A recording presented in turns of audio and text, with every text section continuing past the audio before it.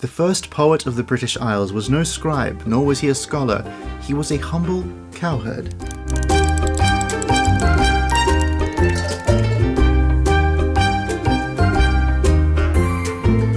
Since the dawn of time, poetry has been one of the main ways that humans can show their love for God. It exists in every single language that Christianity has reached, and we've talked about several forms of poetry and several famous poems on this channel already. Caedmon is the oldest named poet of the English language. He lived in the 7th century and wrote in what we would now call Old English. It's fairly different to what we speak today, but it is our original tongue.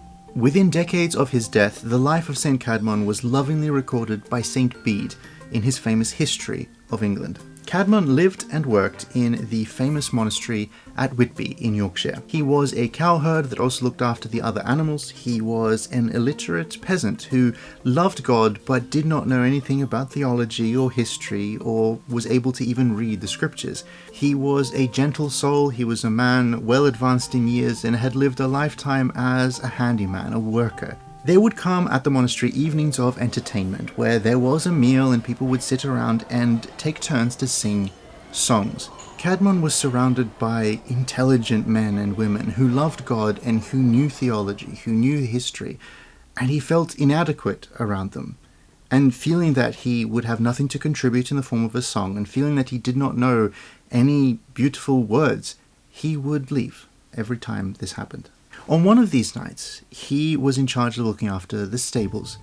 So quietly on his own, he left the hall as the singing began and went to feed the horses and make them ready for the night, and then he went to his room and lay down to sleep. In his sleep, he had a dream. In this dream, a person came to him and said, "Caedmon, sing me a song." And Caedmon said, "I can't sing songs.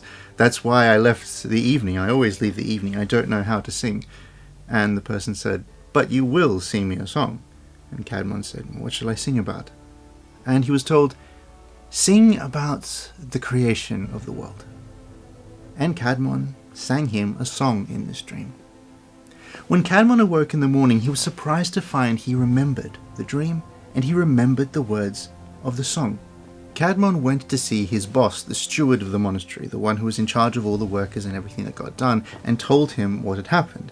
The steward was surprised that Caedmon was here saying he knew a song, and so he took him to the abbess of the monastery. This was a double monastery. There was monks and nuns there, and the abbess was a saint named Hilda. She was the founder of Whitby Abbey. She was loved by everyone, and St. Bede writes about her. All who knew her called her mother because of her outstanding devotion and grace. Caedmon nervously sang in front of her and some of the other monastics gathered there the hymn that he had sung in his dream. They were astounded.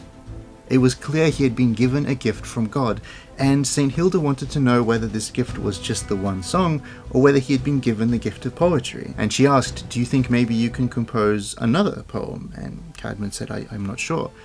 So she got some of the monks together, and they presented to him a story from the scriptures. We aren't told which one. And they told him the story, and they told him the meaning behind it, the theology behind it. And they said, maybe this can inspire a poem. Caedmon went away, thought, and imagined, and Bede wrote, "Thus Caedmon, keeping in mind all he heard, and as it were chewing the cud, converted the same into most harmonious verse. And the next day returned and said, I've been thinking about what you taught me, and this is how I feel it could be expressed through poetry." And he presented another song. And everyone knew at that point he had a gift of poetry. He had a gift that was special and needed to be nurtured. And St. Hilda basically said to the monks and the nuns, teach him everything. Caedmon was no longer the cowherd or the servant. He became a monk, and the others at the monastery taught him everything that they had about theology, about church history, the writings of the fathers and the saints, the sermons given by saints, everything he would need to inspire beautiful poetry. He would take these stories, whether it was the creation of the world or the ministry of Jesus Christ, and he would write poetry inspired by them. These were the first poems in the Anglo-Saxon tongue. St. Bede writes about him again.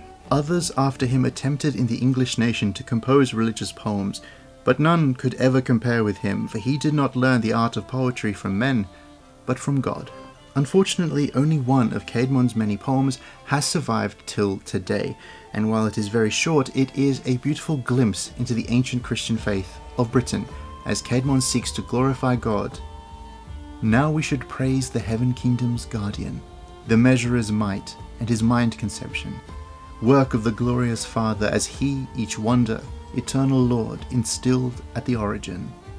He first created for men's sons heaven as a roof, holy creator, then middle earth, mankind's guardian, eternal Lord, afterward made the earth for men, Father Almighty. Thank you very much for watching. As usual, we're accompanying the episode with a cup of tea, and it is Yorkshire tea, because our hero for the day is from Yorkshire.